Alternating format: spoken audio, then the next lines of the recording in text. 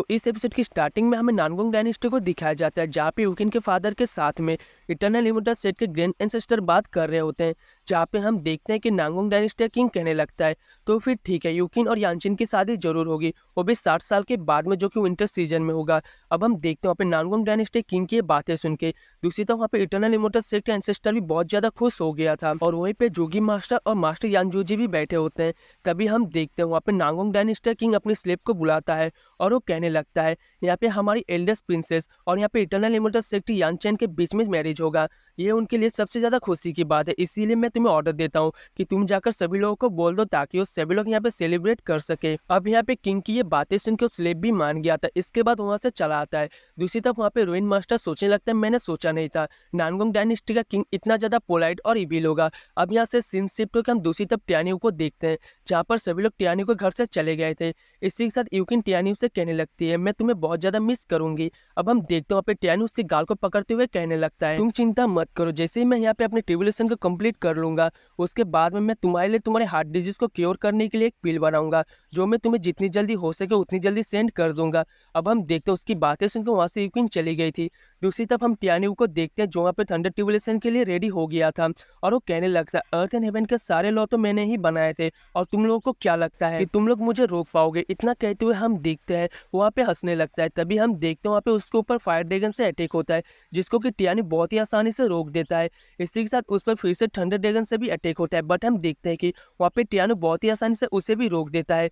इसी के साथ अब वहाँ पे टियानो कहने लगता है, ये वक्त है उस पिल को रिफाइन करने का, जो कि यूकिन की इंजरी को हील कर सके। इतना कहते हुए हम देखते हैं वहाँ पे उस पिल को रिफाइन करने के लिए बैठ जाता है। दूसरी तरफ हम ओंगफो को देखते हैं जो कि सिटी में कहीं जा रहा था।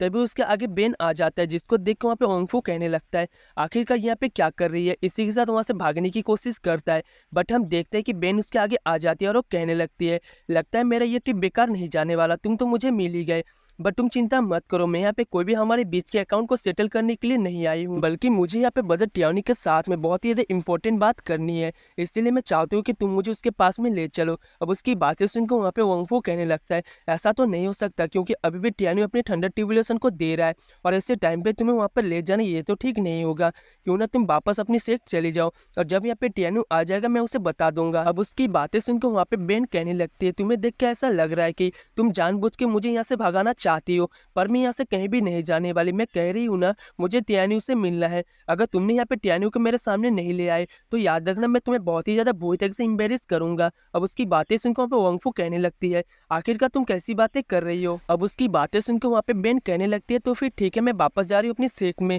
तो याद रखना जैसे यहाँ पे ब्रदर टियानियों आ जाए तो उनको यहाँ पे मेरे पास में जरूर लेकर आना। इतना कहते हुए हम देखते हैं वहाँ से चली जाती है। दूसरी तरफ हम देखते हैं कि मिलिट्रीज लीग का बेल बजने लगता है, जिसको सुनकर वंगफू उसकी तरफ जाने लगता है। वहीं पे दूसरी तरफ हम टियानियों को देखते हैं, जहाँ पे वो अभी भी कल्टीवेट कर रहा था, और वो कहने लगता है, मेरा स्पिरिचुअल सेंस बहुत ही ज्यादा बढ़ चुका है, और अब मैं यहाँ पे 10,000 माइल्स तक भी अच्छी तरह स्कैन कर सकता हूँ, और मेरा सोल स्टैंड यहाँ पे सोल रिलम के साथ में मर्ज हो चुका है। तभी वहाँ पे दातो भी कहने लगता है, मास्टर मैं भी यहाँ पे फोर्थ ऑर्डर में प्रमोट हो चुका हूँ, और फोर्थ ऑर्डर की ईयरली स्टेज में पहुंच चुका हूँ। अब हम देखते हैं वहाँ पे दातो को बोलता हुआ देख करके टियानियों कहने लगता है, फाइनली अब तुम बात कर सकते हो। तभी हम देखते हैं टियानियों उस बेल की आवाज सुन करके कहने लगता है कि चिप ने सबको बुलाया है। वहीं पर हम दूसरी तरफ मास्टर टेंटाई को देखते हैं, जहाँ पे मिस बिंग और वहाँ पे बाकी सभी लोग आ चुके होते हैं। इसी के साथ मास्टर टेंटाई कहने लगते हैं, मिलिट्रीज लीग का सेन गेट अब यहाँ पे एस्टेब्लिश हो चुका है, जिसकी चीफ यहाँ पे मिस बिंग होगी और उनकी सिस्टर यहाँ पे ग्रेट एल्डर। अब हम देखते हैं वहाँ पे शेख मास्टर की बातें सुनकर सभी उन्हें थैंक यू कहने लगते हैं। अब हम देखते हैं वहाँ पे शेख मास्टर टेंटाई कहने लगते हैं, तुम चिंता मत करो, वैसे भी पोलाइट होने की जरूरत नहीं है, और मैं किसी को अरेंज करता हूँ जो यहाँ पे मिलिट्रीज लीग के आउटर गेट को पूरी तरह से संभाल पाए, और तुम लोग यहाँ पे इनर गेट में बहुत ही अच्छी तरह से मेटियस लीग को लीड कर पाओ, और दूसरी तरफ मेटियस लीग के आउटर गेट से लेकर होली गेट तक सारे डिसेबल को ट्रेनिंग करने में यहाँ पे एल्डर टैंक तुम सभी की हेल्प करेंगे, और यहाँ पे मिलिट्रीज लीग के होली गेट को पूरी तरह से सेफ रखेंगे। अब हम देखते हैं वहाँ पे मास्टर टेंटाई की बातें सुन के मिस बिंग और सभी लोग उन्हें थैंक यू कहते हैं। इसी के साथ टियानी भी उस जगह पे आ चुका था जहाँ पर मास्टर टेंटाई उसे अपनी तरफ बुलाते हैं। इसी के साथ मास्टर टेंटाई चारों तरफ एक बैरियर को लगाते हुए कहने लगते हैं, टियानी मैंने तुम्हें कहा था ना, होली गेट में बहुत ज्यादा स्पाई है, और तुम यहाँ पे किसी को भी ऐसे ही मत मारना, क्योंकि यहाँ पे अगर बिना किसी रीजन के तुम ऐसे ही दूसरों को मारते रहे तो फिर ये हमारे लिए बहुत ज्यादा बुरा होगा। इसी के साथ मास्टर टेंटाई कहने लगते हैं, वैसे भी यहाँ पे होली गेट में तुम्हारे बहुत ज्यादा दुश्मन है, इसीलिए संभल के रहना। इतना कहते हुए हम देखते वहां से चले जाते हैं। दूसरी तरफ वहाँ पे ओंगफू भी आ जाता है, जो कि वहाँ पे टियान्यू को सब कुछ बता दिया था, जिसको सुनकर वहाँ पे टियान्यू कहने लगता है ठीक है ब्रदर वंगफू, तो फिर आप भी मेरे साथ चलिए। बट हम देखते हैं वहाँ पे ओंगफू कहने लगता है मैं फेंचिंग सिटी में उस लड़की के पास में नहीं जाऊंगा, तुम ही जाओ। इतना कहते हुए हम देखते हुए वहाँ से चली गई थी। दूसरी तरफ वहाँ पे टियान्यू इंगिंग को अपने साथ में लेकर फेंचिंग सिटी में चला आता है, जहाँ पे बेन उसका वेट कर रही थी। अब हम देखते हैं वहाँ पे टियान्यू को देख वो कहने लगती है फाइनली तुम आ गए। इसी के साथ हम देखते हैं वहाँ पे बेन टियान्यू से कहने लगती है लेंग्यू सेक्ट के साइड में छोटे छोटे जितने भी सेक्ट है उनको पूरी तरह से डिस्ट्रॉय कर दिया गया है, जो कि बहुत ही ज्यादा मिस्टीरियस है, इसीलिए मैं चाहती हूँ कि तुम हमारी हेल्प करो। अब हम देखते हैं कि टियान्यू भी इसके लिए मान गया था और वो लोग लेंग्यू सेक्ट में चले जाते हैं, जहाँ पे लेंग्यू सेक्ट के मास्टर बहुत ज्यादा इंजर्ड होते हैं, क्योंकि वहाँ पे एक लड़का और लड़की उनके ऊपर अटैक कर रहे थे। तभी हम देखते हैं वहाँ पे बेन और टियान्यू आ जाते हैं। दूसरी तरफ वो दोनों कहने लगते हैं आखिरकार तुम लोग कौन हो। तभी हम देखते हैं वहाँ पे टियान्यू कहने लगते हैं इसकी जरूरत नहीं है, इंगिंग जल्दी से इन्हें मार डालो। अब हम देखते हैं वो दोनों वहाँ पे उन दोनों के ऊपर अटैक कर रहे थे, बट उन दोनों की पावर बहुत ही ज्यादा थी, मेनली तो उस लेडी के जिसके हाथ में 6 हेवनली एम्परर स्वॉर्ड होता है, जिसको देख के वहाँ पे टियान्यू भी शॉक हो गया था। अब हम देखते हैं वहाँ पे टियान्यू की तरफ देखते हुए लेडी कहने लगती है क्या तुम अभी तक नहीं मरी, ये तो बहुत ही ज्यादा मजेदार है। वहीं पे दूसरी तरफ हम देखते हैं कि वहाँ पे इंगिंग ने उस बंदे को बहुत ही ज्यादा बुरी तरीके से इंजर्ड कर दिया था।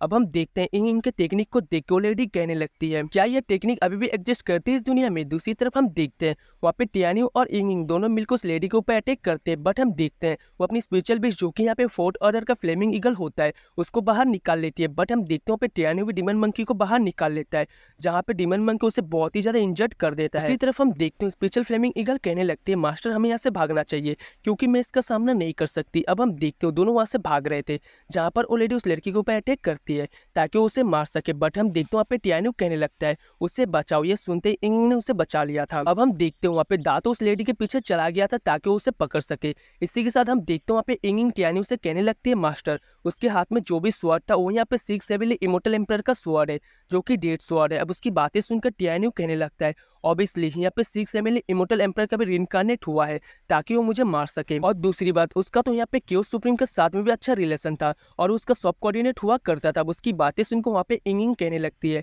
मास्टर केओस सुप्रीम और यहाँ पे ओरिजिन सुप्रीम सिर्फ 6 हेवनली इमोर्टल को रिइंकार्नेट करने के लिए नहीं भेजा होगा, दूसरों को भी भेजा होगा ताकि वो लोग आपको मार पाए। अब उसकी बातें सुनकर वहाँ पे टियान्यू कहने लगता है जो मेरा करंट स्ट्रेंथ है उससे मैं इन इमोर्टल के रिइंकार्नेशन को भी नहीं हरा पाऊंगा, इसीलिए मुझे जितना जल्दी हो सके अपनी पावर को बढ़ाना होगा और अपने होंगमिंग स्वॉर्ड को ढूंढना होगा, तभी हम अपना बदला ले पाएंगे। अब उसकी बातें सुन के इंगिंग कहने लगती है मास्टर मैं आपके साथ में हूँ और इस दिन का मैं वेट करूंगी जब हम अपना बदला लेंगे। तो गाइस इसी के साथ ये वाला एपिसोड यहीं पर एंड होता है। एक्सप्लेनेशन अच्छा लगा तो वीडियो को लाइक करके चैनल को सब्सक्राइब कर लेना। मिलते हैं नेक्स्ट वीडियो में, तब तक के लिए tata bye bye and take care.